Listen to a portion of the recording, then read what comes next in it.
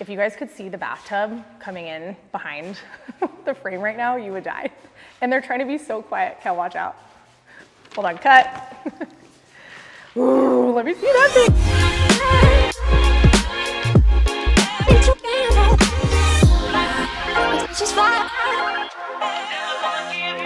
Welcome back to YouTube, you guys. You are here for the ODL House Q&A.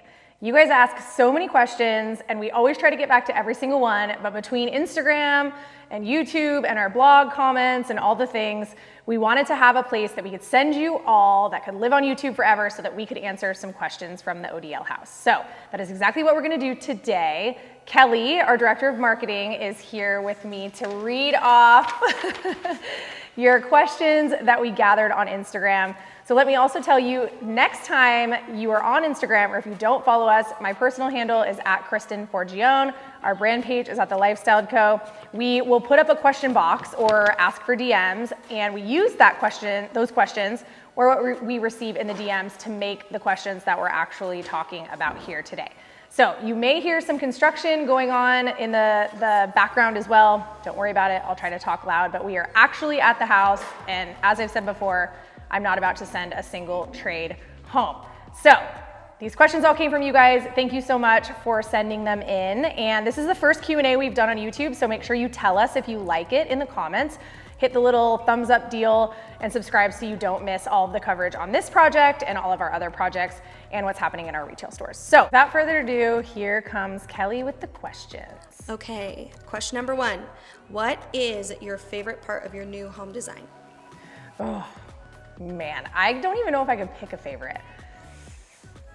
Looking around, I would honestly say the marble in our kitchen backsplash and our powder room sink. I selected one slab, just one, of this incredible marble that literally changed my life. And now that it's installed, it's a clear favorite. I'll tell you more about it, of course, but for now, that's my answer. Next question, will you be doing mixed metals in the kitchen? If so, how? I am doing a little bit of mixed metals in the kitchen, but not in cabinet hardware, which is probably what you think of most often. My Ilve range is both stainless steel and polished brass, so that's a mixed metal. And then my cabinet hardware and appliance pulls are antiqued brass and also polished brass, or actually no, unlacquered brass. So I've got stainless steel, polished brass, antique brass, and unlacquered brass. So if you're gonna do that many variations, you gotta do it pretty intentionally, and I'll try to explain how I did it as we get a little bit further in the videos once the space is done and we're revealing. Are you using stone inside the house? Yes, I am using stone inside the house. I have bluestone flooring in my laundry room and my pantry, and then I have limestone in the all-day dining room. Where else do I have stone? I of course have marble, as I mentioned, on a backsplash and a sink. I have another marble sink in the guest bath. I have marble in my primary bath. Yeah, I got a lot of stone. It's kind of my love language. What's better, building from the ground up or renovating? Better, relative. I think they both have very different properties. Building from the ground up is a dream for most people, certainly has been for me. There's a lot of controllables in theory when you're building from the ground up. Post-COVID, nothing's controllable, so that kind of changes things. But you should have the most control when you're building from the ground up. Renovating, you're working with some level of renovation, right? Some level of previously constructed home. I think with renovation, there are also a lot of benefits like mature landscape, like character in a home that we can't always build, where when you're building from the ground up, everything is new. So you have a little bit of a different task in trying to establish a little bit of ground and foundation and age in a new home that you don't always have on the renovation side. So I think there's pluses and minuses to both. They're both very costly right now, more expensive now to build or to renovate than truly ever before. So I can't say that one is more expensive than the other than, of course, building from the ground up, you have land cost and construction cost and all of that, where on renovation, you may not have those costs. But they're not really apples to apples, so I'd say that's a hard one to compare. Can you explain the built-in day beds and tables outside? Yes, the built-in daybed. You guys are gonna shit when you see this, truly. I had this dream of having just this huge open daybed outside that we could lay on in the winter when the weather's beautiful, or lay on with wet swimsuits in the summer when we're in the pool. And chaise lounges, just in large, are expensive. They can be anywhere from $1,000 to $3,000 for each one. So relatively, I saved money on doing the built-in daybed versus having, let's say, even 4 chaise lounges. So it's just a big built-in area, and then there are kind of, what should I even call that? Arms on either side, and then the whole back is like a built-in drink rail. So you're gonna see more of that in the exterior. We've got a couple of videos planned for exterior, one while it's still in construction, and then at least one, if not 2, once we actually live here and it's all installed and there's furniture. So you'll get to see more of that as the project progresses. What is your kitchen backsplash? Marble, it's marble slab. So good. What was the most rewarding risk you took on this project? Ooh, that's such a good question to whoever asked that. The most rewarding risk, probably, God, there's so many. I honestly feel like I took so many risks in this house that a client would never let me take, or that I couldn't confidently take with a client because I didn't know if they would love it in the end. So that's a hard one. I don't know if I have like one. I would say the asymmetrical fireplace is a big one because it's really hard for people to grasp asymmetry, especially in a big space. So that was a big one, and I absolutely love how it turned out. I would say the double sinks and the triple faucets, that was another big one that I was like, oh my God, I hope this looks good. Probably, actually, I changed my mind. The biggest risk was definitely the open concept vanities in the girls' rooms. That I was super uncomfortable about. I was scared. I didn't know if it was gonna look good. Everyone around me told me they didn't know if it was gonna look good.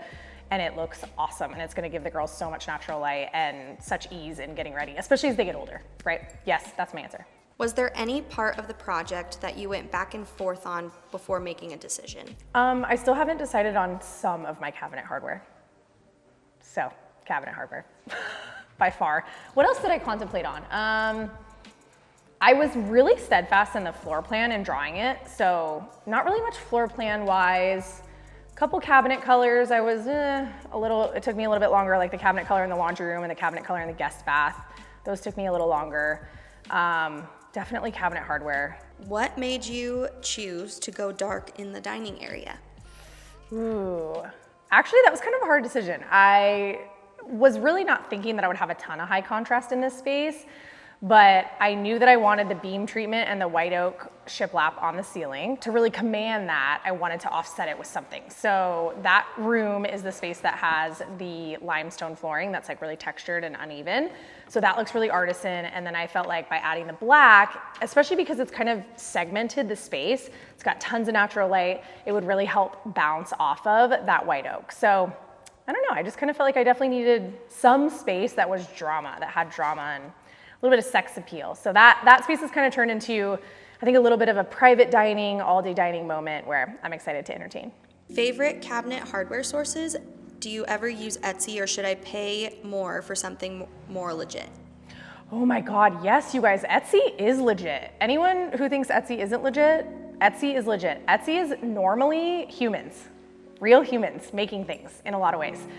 There are definitely providers from overseas that are using Etsy as more of a marketing tool than something handmade, but yes, we source cabinet hardware and hardware in general from Etsy a lot. We also use Rejuvenation is a really good resource. Build.com has a ton of different suppliers.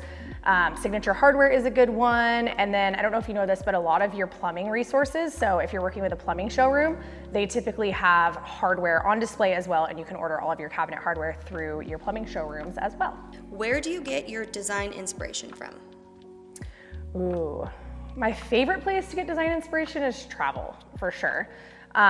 This home and this project in particular has so much from where we've been. So Napa was a big influence, a lot of Northern California, a lot of Southern California. I haven't been to Europe, but it's someplace I want to go so bad. And I know that going will totally transform my aesthetic. We were supposed to go in 2020 for our 10-year anniversary, and obviously COVID, so that didn't happen. So I was hoping that I would get to go before I designed my dream home because I knew it would change things so much. But again, no sob story. I didn't get to go, but I know I'll get to go at some point. So I'd say travel, and then trade shows is another good one. I definitely like to see what's happening and what's coming. So I'd say trade shows more in furnishings than maybe hardscape. Books, I still read books, design books. I open my old design books. I'm constantly getting new design books. So books is another big one. And I think just in general, overarching, I really try to look outside of the US. I love the United States. I'm very proud to be an American, but I do think that there's a lot to learn in looking at other cultures and their way of life and how they live. And I think it really can translate into beautiful design. Who are your personal favorite designers? Ooh, I have several. I'm really on this Jake Arnold train, which, Jakey, if you're watching, call me. I love Jake Arnold. I love JDP interiors. I love disc interiors. I love Nate Berkus and Jeremiah Brent. Obviously, I think they're just like royalty and fantastic and wonderful. Kelly Wursler. Who else? I'd say that's probably the top that I'm constantly gravitating toward. Ooh, door slamming. That I'm constantly gravitating toward, that I'm always just like in awe of their work and finding myself just loving it. What design compromises or sacrifices did you have to make in the ODL house for Vince and the girls, if any? Ooh, another really good question. Compromises or sacrifices? Actually, I'll tell you about one right here. Above me is gonna be a big fat TV, and I didn't want one in here, but Vince did. And he's probably right. Like, we entertain a lot. This is our main entertaining space, and if there's a Suns playoff game on, let's go, big boys. There's a Suns playoff game on. We're gonna want it on, in the space. But I would have preferred not to have one there. So I'd probably say that. My girls are super fluid. They love design. They love spaces completed. They've been going to homes since they were born. So other than that, I feel like we've been pretty aligned. Will you be sharing your plants list with us from Yards End? I was just thinking about that this morning. I was literally just thinking about that this morning. Yes, I can definitely share my plant list from Yards End. I changed a lot of my plants just by default, just because we did that plan about a year ago in the middle of the summer, and things are a little bit different now because it's springtime and we're in Arizona, and plants tend to not last a whole long time here. So I've changed a lot of it based on availability, and you can special order plants, but that increases the cost greatly. So yes, I will share my plant list from Yards End, and remember, I am doing a full exterior look in several videos, so you'll definitely get more info on those videos too when they come out. What are your go-to white paint colors for the exterior of the home? Ooh, go-to white for exterior. Well, my house is Sherwin-Williams Alabaster. I also love Sherwin-Williams Greek Villa. I also love, what are some others that we've used recently? White Dove from Benjamin Moore is a good one, and a little bit chalkier, a little grayer-ish. I'd say those are probably my three top. Just remember, when you're painting exterior whites, it will get so much brighter outside. So if it's already a bright white inside, it's gonna be like blinding outside. So don't use any of those whites that are marketed as like high reflective white or Dunn Edwards white. It's a beautiful interior color, but way too white for outside. Even if you want a very white house, too white. We should do a blog post on that. We should do a blog post on that. Yeah. Coming right up. Coming soon. What light bulbs do you use in a bathroom versus a living room or a place with windows? I'm kind of a light bulb freak. So if you're gonna use LED bulbs, which are definitely more environmentally friendly, is gonna give you a longer bulb life and time, you just wanna make sure that the kelvins, which is the color temperature in the light bulb, is less than 3,000. So kelvins go from like, I don't know, I guess 0, all the way up to like 6,000 or 7,000. The higher the thousands, the bluer the light. So we don't like really yellow light, we don't like really blue light, we like soft white light. And rather than thinking about the type of bulb you use in a space that has natural light or doesn't have natural light, I try to think about the fixture itself, because ultimately, if you're using a bulb in a space that has natural light, to have the light on, it's probably pretty dark, right? Versus if you're using a bulb in a bathroom where you don't ever have any natural light, I think it's more the fixture than the bulb necessarily. So like in a bathroom, you really don't want the light coming from above you exclusively. So it's okay to have can lights in your ceiling in your bathroom, but then you're also gonna wanna have some light source as close to your face as possible.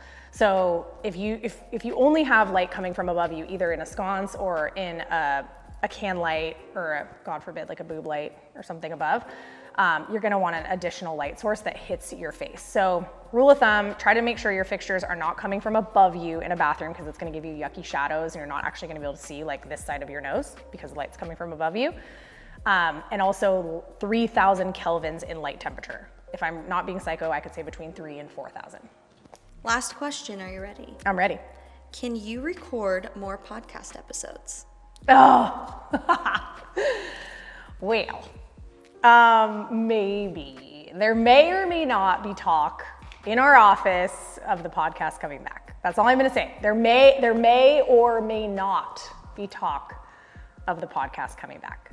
If we did bring it back, I think we would do it here on YouTube and we would podcast it. So you could watch me podcast and you could so maybe there's talk. I don't know. But if you want it, tell me in the comments. I think that's it, right? That's it for the first ODL House Q&A. If you guys like this format, it's a lot more casual than some of our other videos. So make sure you talk to me. We respond to everyone and every comment if we can. Get me on Instagram at Kristen Forgione, our brand page at The Lifestyle Co. I will see you on the next one.